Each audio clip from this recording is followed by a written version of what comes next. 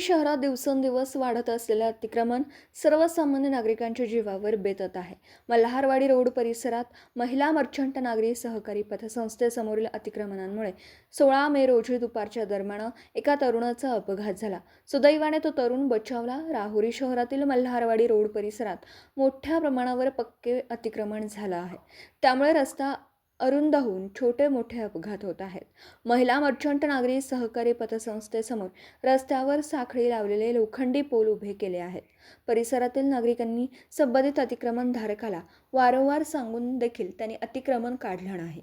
16 मे 2026 रोजी दुपारी 12 वाजण्याच्या दरम्यान 12 वाजण्याच्या दरम्यान विनोद निशिगंध हा तरुण रस्त्याने जात असताना रस्त्यावर लावलेला साखळीमध्ये पाय गुंतून तो रस्त्यावर पडला. सुदैवाने त्याचा जीव वाचला. संतप्त झालेल्या नागरिकांनी अतिक्रमण असलेले लोखंडी पोल तोडून काढले. तसेच नगर परिषद प्रशासनाने अतिक्रमणधारकांवर कारवाई करावी अशी मागणी केली.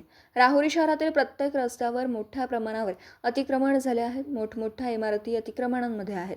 काही नवीन इमारती अतिक्रमणात आहेत. अतिक्रमणाची कारवाई फक्त गोरगरीब व छोट्या दुकानदारांवर होते. धनदांडग्यांचं अतिक्रमण काढण्यास नगर परिषद धजावत नाही असा आरोप वंचितचे जिल्हा संपर्क प्रमुख पिंटू नाना साळवे यांनी केला. तसेच शहरातील पक्के अतिक्रमण तात्काळ काढण्यात यावं, अन्यथा RPI आणि वंचितच्या वतीने तीव्र स्वरूपाचं आंदोलन छेडलं जाईल असा इशारा देण्यात आला. यावेळी RPI आठवले गट आणि वंचित बहुजन आघाडीचे असंख्य नागरिक उपस्थित होते. दीपक साळवेसह योगेश पवार, न्यूज 14 राहुरी.